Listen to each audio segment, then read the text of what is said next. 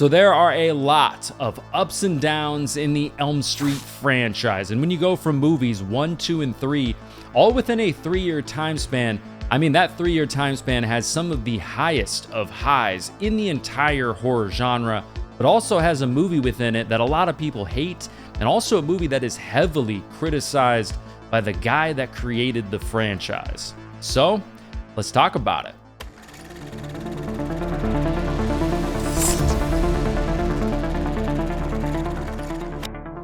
What is up, everybody? Welcome to Mad Blood, and today I'm going to be talking about kind of the rise and fall of A Nightmare on Elm Street 1, 2, and 3, a time span in the franchise which has one of the greatest horror movies of all time, one of the most popular horror movies in the franchise, but also has one of the most hated movies in the franchise as well, which I actually do not agree with at all, which obviously we'll talk all about.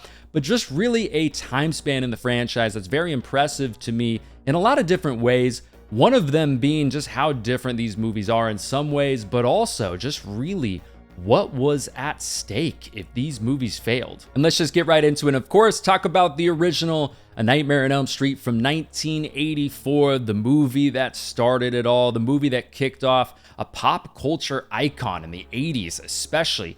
I mean, even if your parents didn't let you watch a single Elm Street movie, I mean, you knew what Freddy Krueger was. I mean, this movie also started off basically building an entire movie studio as well. So many one-liners and so many moments that really just were embedded in pop culture just in general. And with this movie also, what's unique about this is Bob Shaye, the CEO, creator of New Line Cinema, and Wes Craven, the famous Wes Craven, of course, both helped to really just launch this movie. And how it all began was, man, they just believed in the project so much and just decided, you know what?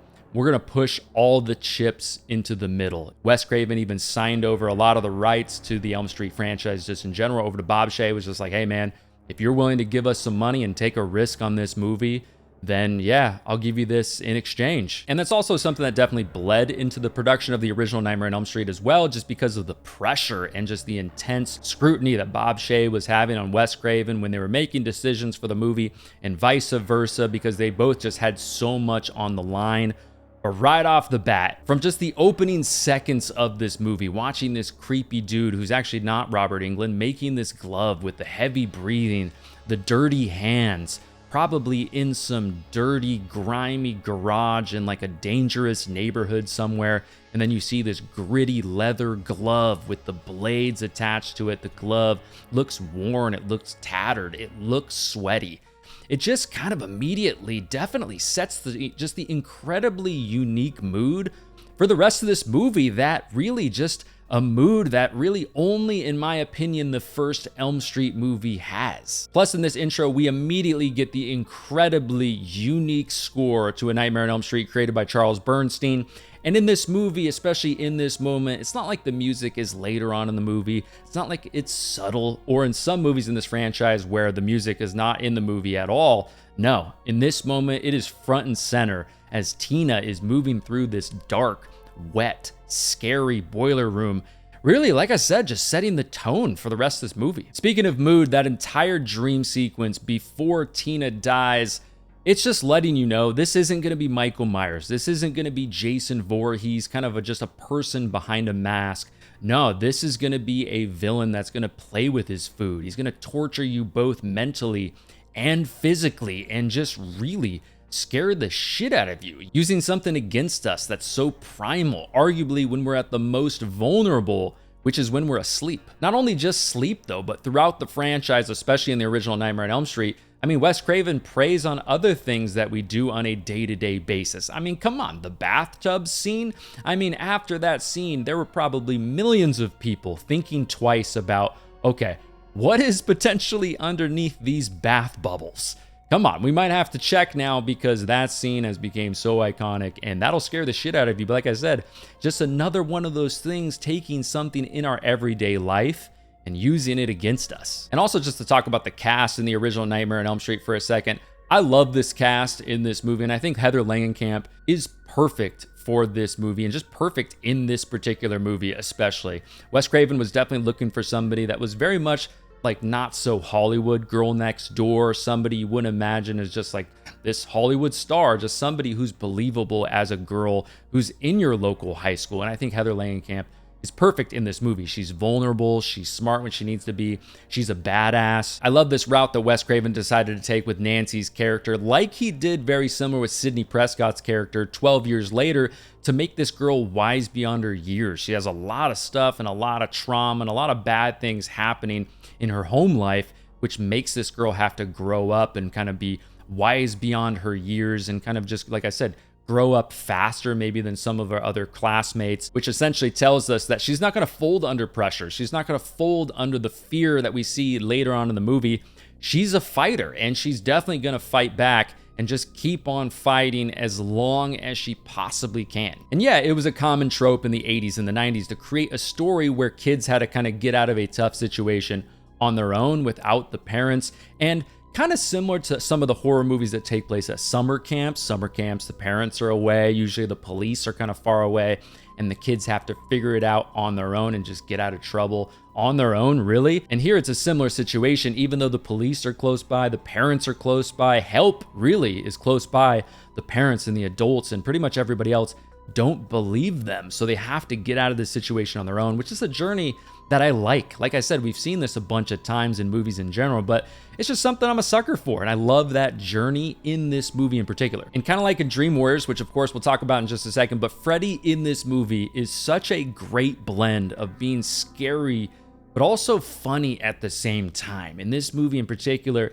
they just let you know, man, this guy really is unhinged because he is so scary and so sinister, but also in some sort of a weird way, he's funny too. You can just tell that Robert Englund, while he's probably playing this character, was thinking to himself, all right, how can I make this character as funny as he can possibly be, while also keeping the character as scary as possible? Because those are the most sick and twisted villains usually in movies just in general. It's not the person who just does bad stuff. It's the person who finds genuine joy in torturing and murdering people, which Freddy Krueger definitely does. Plus in this movie, Freddy's makeup is some of the best you'll see in this entire franchise. I mean, his burn wounds look fresh.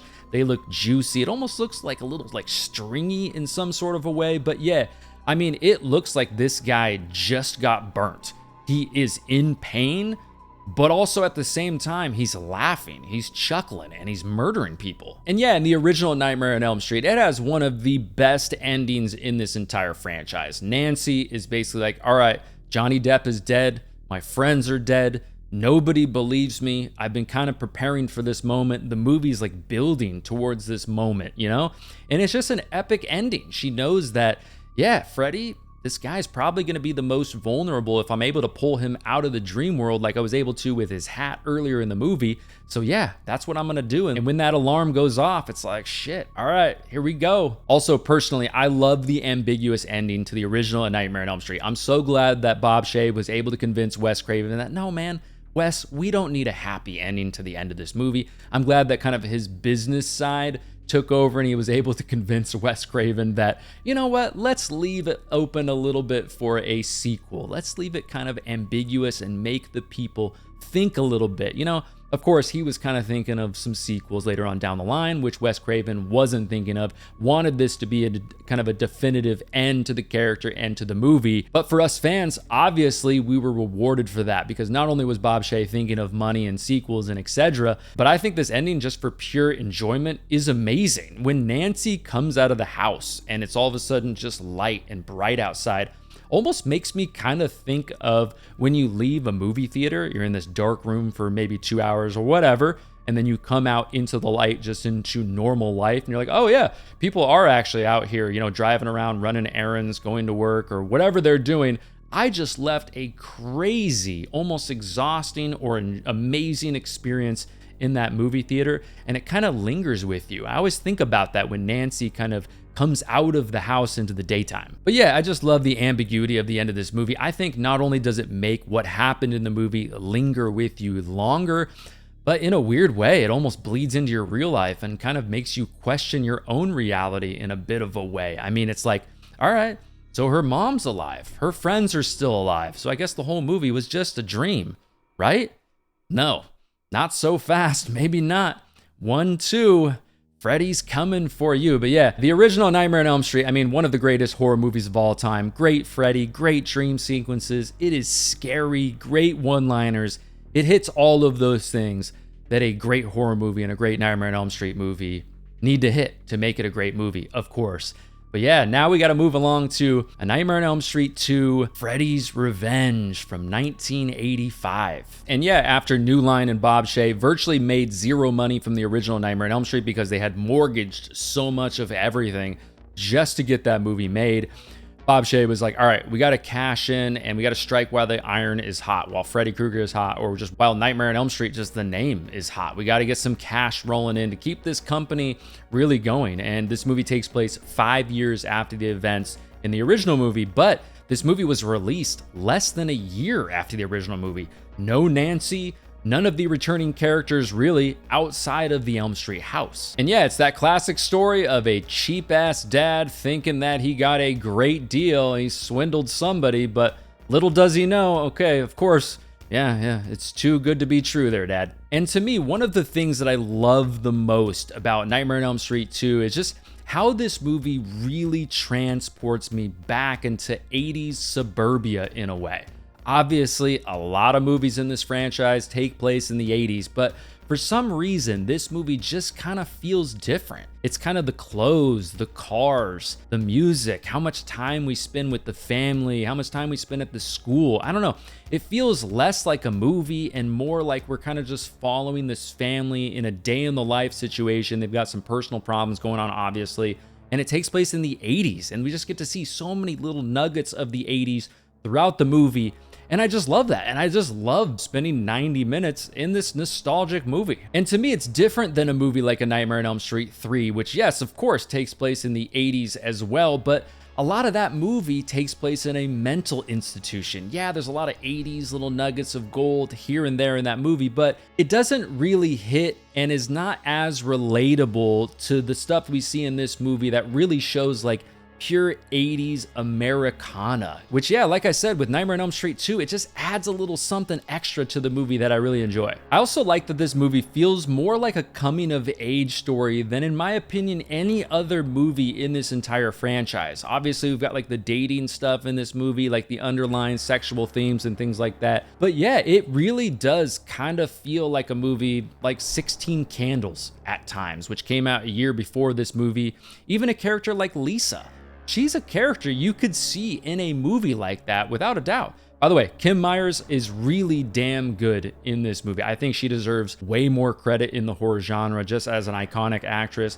Yeah, I think she is incredible in this movie. And like I said, deserves way more credit and needs to be talked about way more. I mean, even when Jesse is basically acting pretty crazy throughout the entire movie, Lisa's character tries to listen to him and help him and kind of like help him just along this crazy journey. She sees him struggling, which makes her character even more likable. She doesn't just dismiss the things that he's saying like pretty much everyone else is. And yeah, Mark Patton too. I think he's incredible in this movie. Definitely deserves more credit in the genre than he gets, in my opinion. But yeah, Lisa and Jesse, I think they're some of the best characters in this entire franchise. I also just think this idea of Freddy using this vulnerable kid as basically his puppet to kill these people just kind of works for me. And I think they really do pull it off in this movie. Like that moment when Jesse comes face to face with Freddy at the bottom of the stairs. Freddy's looking at him with like those amber demonic eyes, and he says, "We got special work to do here, you and me." I just think that moment is scary as hell. One of the most memorable moments of the Freddy Krueger character in the entire franchise, in my opinion. Such a cool ass look of the character. He's like, "You're the muscle and I'm the brains," peels off the top of his head. I don't know, there's just something about that moment. I love that moment. Like I said, probably one of my favorite moments in the entire franchise, but just this idea of how he uses Jesse's character throughout the movie is very scary, very sinister. A lot of the sexual undertones to it as well, which adds something to it that's unique as well. But it's just crazy and really works for me. Also, you want to know something about this movie that just really works for me is the music. I don't know. There's something about the music in the second Nightmare on Elm Street movie that I love. There's something that just feels very unique about it, not only in this franchise, but also in the horror genre just in general. I love it. There's a piece of the score in particular in this movie that kind of reminds me in a weird way of Indiana Jones and the Temple of Doom. Obviously not the main score of that movie, but there's moments in that movie that very much remind me of the music in this movie. It also kind of sounds like the Terminator as well, but yeah, there is just something about the music in this movie that adds like a sinister feel to this movie without question. And yeah, I got to talk about the look of Freddy Krueger in the second Nightmare on Elm Street movie. This is without question, in my opinion, one of the best looks of the character in the entire franchise. A lot of people say it looks kind of like a witch, and I do see that, and I do love that angle of it. But to me, the best way to kind of describe it is he just looks so demonic. He's got kind of the hook nose. He looks juicy. It looks like a believable burn victim. The effects on his face are still very much on point. He just looks straight up evil in this movie. The eyes, the teeth, all of it. Whatever they did, it just works. It's incredible. Now, as far as the ending goes with this movie, I do like the location at the end of this movie, and I do like the fact that Lisa is involved at the end of this movie. She hasn't been killed off. She's still, pulling off, taking down Freddy. I like that angle of it. And then this whole thing, she kind of kisses Freddy, and then, it basically helps to make Jesse emerge from him, makes him stronger, kind of brings him back to life, kind of defeats Freddy. But I will say, the end of Elm Street 2, not the best ending in the franchise by any means. For a movie that has a very scary Freddy Krueger with a lot of great moments, even though Wes Craven doesn't really love all those moments. He criticizes a lot of things with, Freddy being outside of the dream world a lot in this movie. Freddy Krueger still, with that said, in my opinion, is still very scary. But at the end, they kind of make Freddy look a little bit weak. I feel like he's defeated a little easy at the end of this movie. I don't hate the end by any means, but I wouldn't say it's one of the best endings in the franchise to me. But man, I gotta say, I don't really understand the hate for this movie. I do see a lot of people say that they don't like this movie at all. I mean, I know Wes Craven has been pretty critical of this movie. Hopefully you guys aren't just taking that and running with it. Hopefully you're coming up with your own opinion and you're actually sitting down and critically watching this movie, or just thinking about, do I enjoy this movie? Because I really do think there are so many great things in this movie. Great dream sequences. The intro of the movie is amazing. A great look to Freddy Krueger. Scary moments, some epic moments, some great one-liners in the movie. Great characters, in my opinion. Plus, if you're just sitting here saying, well, we're not supposed to see Freddy all that much, I think Freddy's only in this movie for like 13 minutes, so it's really not all that much. But to me, every single time I watch this movie, I'm almost kind of expecting it to get worse because a lot of people do hate it. But honestly, every single time I watch this movie, I love it. I just think it's a damn good time. And yeah, like I said, all in all, I really, really enjoy this movie. Very scary Freddy. I think this movie just oozes the 80s, which adds a little something extra to this movie for me. And I also think the cast is great. So yeah, that's A Nightmare on Elm Street 2. Let's move right along to one of the fan favorites in the entire franchise, of course, A Nightmare on Elm Street 3, Dream Warriors from 1987. All right, so yeah, Dream Warriors takes place 6 years after the events of the original movie, and Wes Craven is not back to direct this one, but Wes Craven is back to help write the story for this movie, and essentially the direction they wanted to go with Dream Warriors is, okay, we can't have one or two people fighting Freddy this time.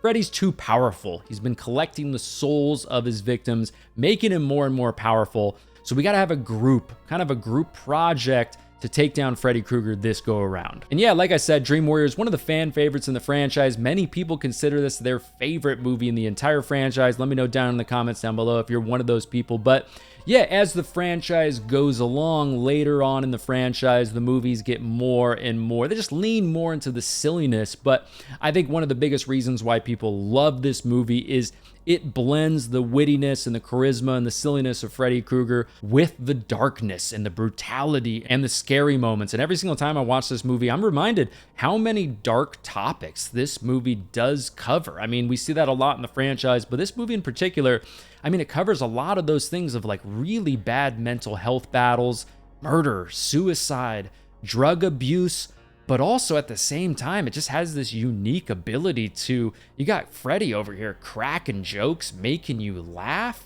while all this dark and scary stuff is happening at the same time. I don't know, this movie is just a crazy roller coaster, and there's something to be said about their ability to blend those two things, which I think is done really effectively. And yeah, speaking of Freddy, this is easily one of the best Freddy Kruegers in the entire franchise, and it feels a little different than Nightmare on Elm Street 2. In this movie, it feels like Freddy is a little bit more mysterious. It feels like he's a little bit more in the shadows, and we see a little bit less of his character. Even when we do see him, it looks like his character is just a little bit more in the shadows, like I said earlier. Feels a little bit more mysterious. And yeah, just the look of Freddy in this movie too is right up there with Nightmare on Elm Street 1 and 2 as far as the best looks in the franchise. The makeup design with Freddy's character in this movie is just incredible. And of course, the one-liners from Freddy, some of the most famous one-liners in this entire franchise. Welcome to prime time, bitch. Just great ones throughout the movie. And yeah, like I said, I'm actually one of those people that do enjoy the route that they took with Freddy Krueger in A Nightmare on Elm Street 2. But I also really like the mystery of Freddy in this movie. It feels like I said earlier, we don't see him until kind of later. There's a lot of anticipation with this character. Kind of feels a little bit like New Nightmare, even though that movie, we don't see Freddy really until way later on in that movie. I think it's like a little bit over an hour. Whereas in this movie, we see Freddy early on in the movie, but we don't really get to see the character until something like 30 minutes into the movie. But yeah, I just kind of like that mystery and that anticipation for the character. I think it works for me in this movie. And yeah, of course, it's great to have Heather back in this movie. She's an icon. She seems like an incredible person in real life as well. She's a badass in this movie. And overall, I do really like her character in this movie, but I do kind of, I guess, have a little bit of a hot take with Nancy's character in this movie. I do feel like out of the 3 movies that she's in this franchise, I feel like her acting in this movie is the worst out of those 3. We get scenes like this. I'm serious. Miss Thompson, I don't know what you want from me. Just some answers. There are other kids involved, not just Kristen, all good kids, smart kids. It's a little rough at times. There's also moments like at the end of the movie where I would expect Nancy's character to be more of a badass than she is. Like that moment where she thinks Freddy's gone, he's been defeated. She's like, it's over, Freddy is gone. Really? All because Joey broke the glass? Come on, Nancy, you're better than that. And with that said, as much as I love A Nightmare on Elm Street 2, every time I see Nancy in a movie in this franchise, it makes me think, man, I really wish we could have gotten that continuation of Nancy's character shortly after the original movie, kind of like Sidney Prescott's character in Scream 2, where she's kind of outwitting, outsmarting Ghostface at certain points in the movie. You know, Nancy 2 steps ahead of Freddy Krueger in a second movie. Would have been incredible, man. If we could have a time machine go back and change that, that would have been pretty damn cool. Of course, that would erase A Nightmare on Elm Street 2. Some of you would be happy about that. I wouldn't, of course, but still, man, it's just like, what could have been? And also, man, Elm Street 3 has some of the craziest dream sequences in this entire franchise, both visually and just also how sinister the dream sequences are. Freddy Krueger is on a totally different level in this movie. Like I mentioned earlier, they wanted to make Freddy a little stronger than he was in the other movies, and he is, without question. I mean, there's so many dream sequences that make me say, holy shit. You know, like that moment with Philip being pulled by his tendons. Also, one of like the most heart-wrenching moments in this entire franchise. All the other kids who, yeah, they banter each other, they give each other shit, but they know nobody on this planet knows what they're going through. Nobody can relate to each other like they can. They have a special bond with each other. And that moment where they're all sitting by the window watching Philip jump, you know, of course, they know it's because of Freddy, but man, that's a heart-wrenching moment. And also dream sequences like Taryn's death, Let's Get High. I mean, that will affect a lot of people on a deep, deep level. Not only a very just iconic dream sequence with Freddy with the needles for his fingers. I mean, holy shit, that is crazy. But I mean, especially if you know somebody or yourself have been affected by drug abuse. I have family members who have had severe drug issues. So it's one of those moments that is not only very, very sinister, but it's also one of those unique moments in a slasher movie that can connect with a lot of people on a very deep level. The actress that played Taryn in the movie even said she's gotten a lot of letters from people saying that her character helped them overcome their drug addiction. Obviously an amazing thing, but yeah, the dream sequences in Elm Street 3 are so crazy on so many levels. And of course, in this movie, we start to get more information about Freddy's backstory. We learn about Amanda Krueger, Freddy's mom, and also how Freddy was conceived, the bastard son of 100 maniacs. Now, yeah, some people want to keep that stuff completely mysterious. They don't want to learn about the origin of Michael Myers. They don't want to learn about the origin of Freddy Krueger. I get that, but to me, I don't mind it at all. Also, I like this idea of having this goal for our characters revealed to us that, okay, this is how you need to defeat Freddy Krueger in this movie, and you need to find his remains and then bury those in hollowed ground. I like that angle that they take in this movie, that our characters get this objective that's clear. They can do it throughout the second half of the movie, because some of the movies in this franchise, the characters do kind of just wander aimlessly with no idea what the hell they need to do about this whole situation. So I like the fact that we get a clear objective with our characters, and then we get to follow them kind of just on that journey. I do think the end of Elm Street 3 is a good time. I do, though, think it's a little bit weird how Freddy doesn't kill Neil, even though Neil should have clearly been like the main objective, because, you know, he has the stuff that can defeat him. I don't know if Freddy knew that, but I'm assuming he did. He just kind of like throws him into that hole, sort of buries him, but doesn't finish him off before he goes back to fight the kids. I don't know, that just always seemed a little bit weird to me. But really though, in the end, Dream Warriors is one of the best entries in the franchise. It kind of hits all of those beats that a Elm Street movie should. Great Freddy Krueger, great characters, great story. It adds a lot of stuff from the iconic original movie, but it doesn't add too much where it's just riding off the coattails of the original movie. It adds enough things to kind of propel the franchise, propel the story forward, but not too much where it gets confusing.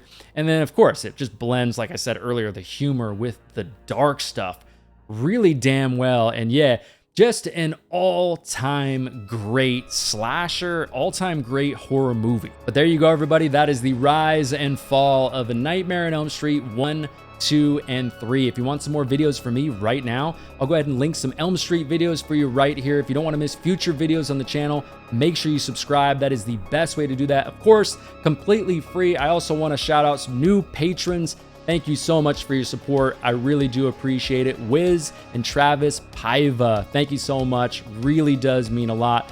But thanks again, everybody, for watching the video. My name is Matt, and I will talk to you in the next one.